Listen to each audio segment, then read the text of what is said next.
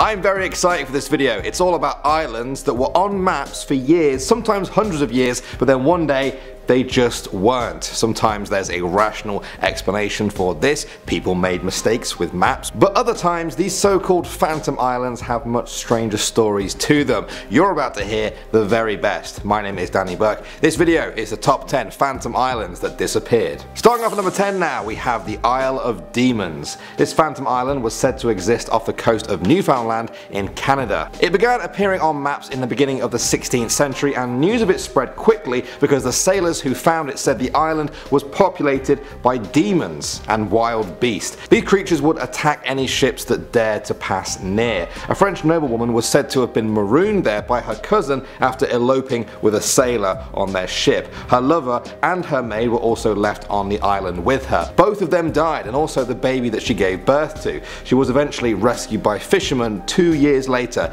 By the mid 17th century, the Isle of Demons was determined to not exist and was removed from future maps. Next up at number 9 now, we have the Saxonburg Island. This was an island said to be discovered in the South Atlantic in 1670. It was first reported by Dutch sailor John Lindeman, who described it as low-lying and flat but with a pointed mountain in the middle. Despite this, many sailors couldn't find the island from the coordinates he gave and began to think it didn't even exist at all. It would be over 130 years until it was sighted again. The American captain Galloway claimed he found the island in 1804, even describing the exact same flat appearance and mountain in the middle. In modern times we now know for sure that the island doesn't exist, but some people are still puzzled why so many captains would claim to see the exact same thing. Next up at number 8 now, we have Frisland. For 100 years people could still find maps that showed the island of Frisland. It was situated in the North Atlantic, just south of Iceland and west of Norway. Frisland has never existed, and yet for quite a while people talked about it as if it was real. Well, Frisland was actually made up by a guy called Niccolo Zeno.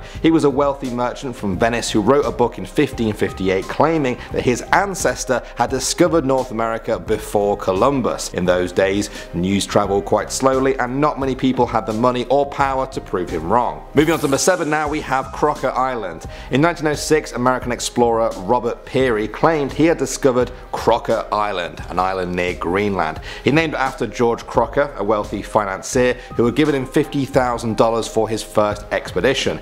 In 1909 he wanted more money for another trip to the Arctic. It's thought that he invented Crocker Island in an attempt to secure another $50,000 for that trip. Now, despite not receiving the money and not going on another trip, Crocker Island remained on Arctic maps between 1910 and 1913. At number 6 now, we have Emerald Island. This is not to be mistaken with the Emerald Isle, the nickname for Ireland. This is Emerald Island, sighted by British Captain William Elliot in December 1821. It was said to lie somewhere between Australia and Antarctica in the South Pacific. He described it was small but with big mountains shooting out the water. By the early 19th century, most people assumed the island wasn't real. The few people who still defended its existence sometimes claimed the island moved around. Okay, amazingly, Emerald Island was still appearing on maps as late as 1987 on a desk calendar book published by American Express. Next up at number 5 now, we have Atlantis. I'm sure everyone has heard of this one, or at least heard the name Atlantis before.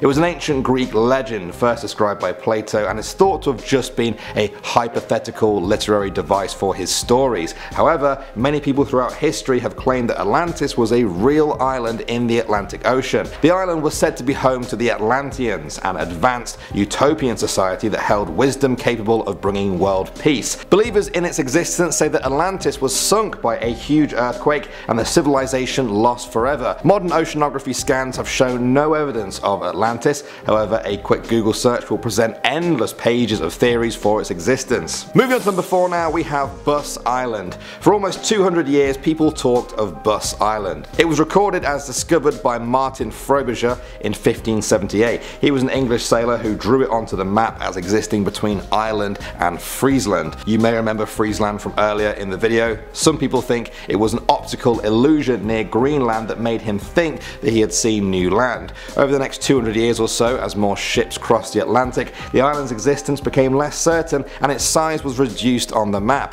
By 1745 it was removed from the map altogether and the area was renamed the Sunken Land of Bus. Coming at number 3 now, we have the Isle Philippot. This was a huge island that was said to exist in Lake Superior. It was one of 4 islands described by a French priest and traveller and first appeared on a map in 1742. Now he seems to have invented these islands and named them after the man who funded his expeditions. For some reason everyone just bought it and the island continued to appear on maps for almost 100 years. The island even appeared in the Treaty of Paris, which set the boundaries between the young United States and the British Empire. Next up at number 2 now, we have Doherty Island. In 1841 Captain Doherty, an English whaler, reported seeing an island roughly 6 miles across between South America and New Zealand. He said it was covered in snow. Now although there were some doubts of its existence, the island's location was confirmed by 2 other captains in 1860 and again in 1886.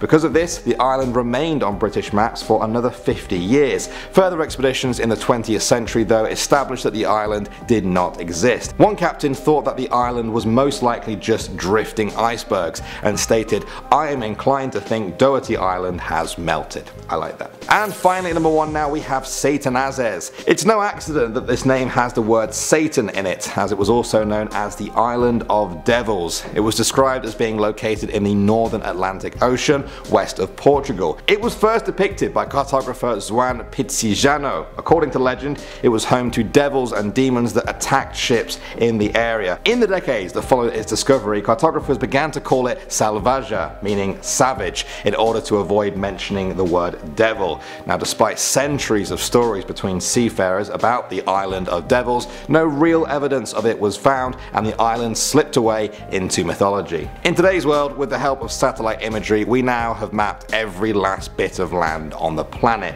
but there's still something exciting about the fact that we may have missed something, even if it's not true. What are your thoughts though? Let me know what your favourite one of these was. My name is Danny Burke. Thank you as always for watching guys, and I'll see you all in the next video.